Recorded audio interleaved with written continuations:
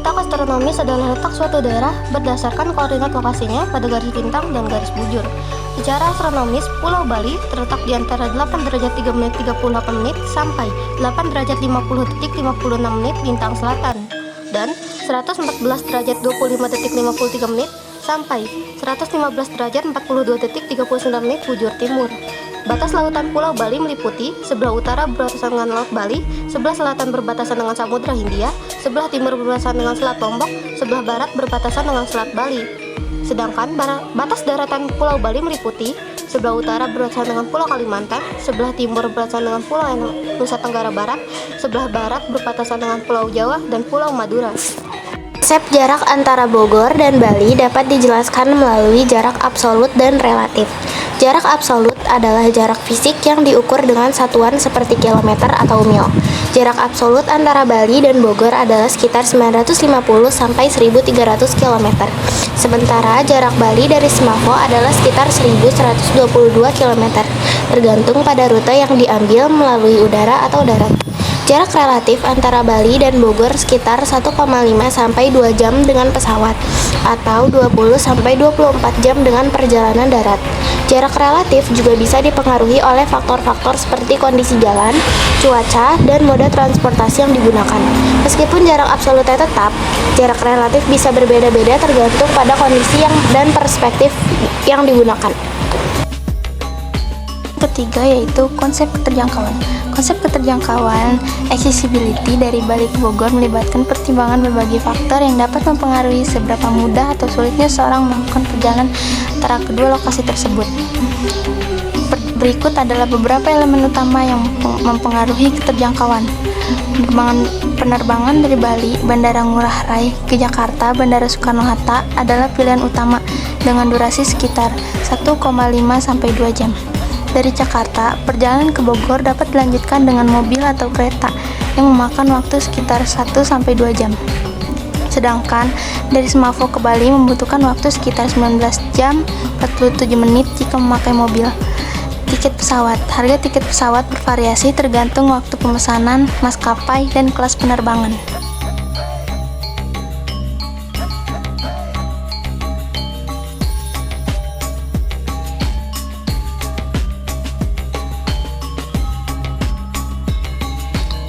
Konsep pola.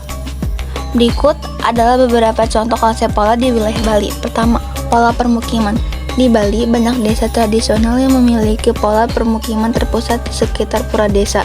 Desa Penglipuran memiliki pola permukiman yang sangat teratur, dengan jalan utama di tengah, rumah-rumah berderet di kiri dan kanan jalan.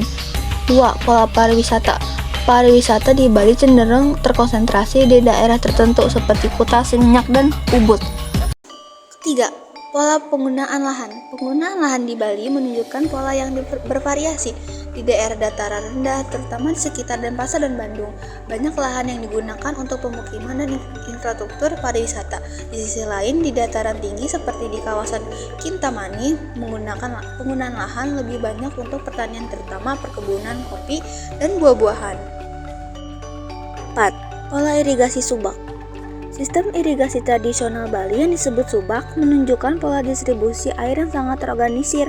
Subak mengatur bagaimana air dialirkan dari sumber, biasanya dari sungai atau danau, ke sawah-sawah di berbagai wilayah, menciptakan pola sawah berundak atau terasering yang sangat khas, seperti yang terlihat di Tegalalang dan Ubud.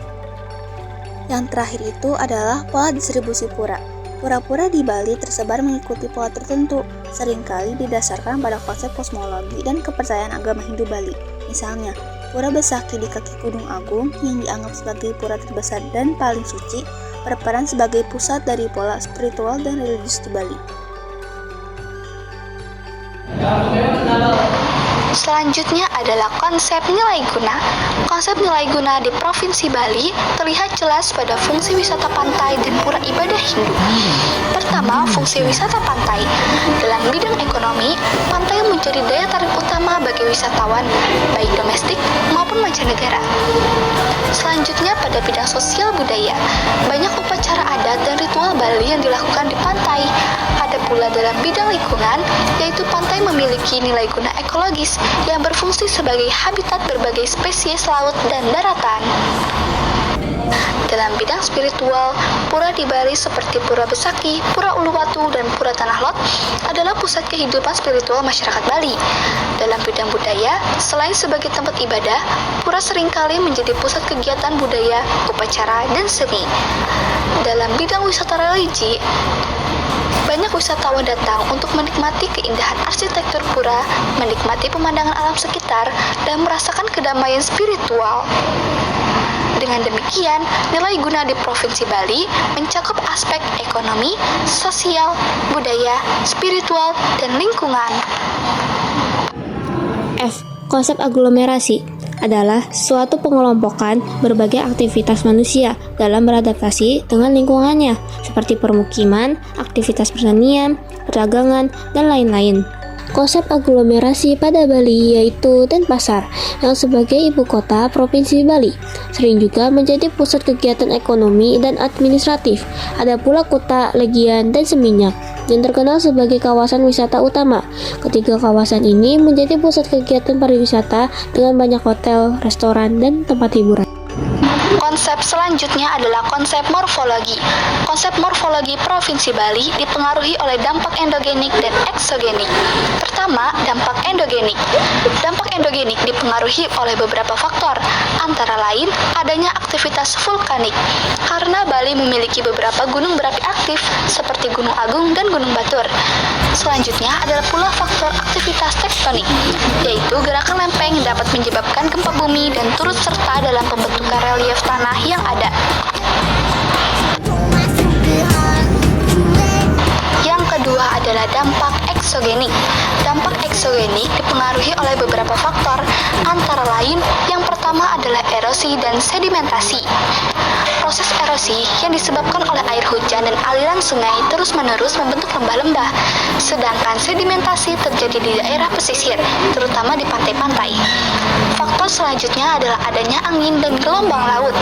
Proses angin dan gelombang laut mempengaruhi pembentukan pantai, terutama pada daerah pesisir selatan Bali yang berhadapan langsung dengan samudra.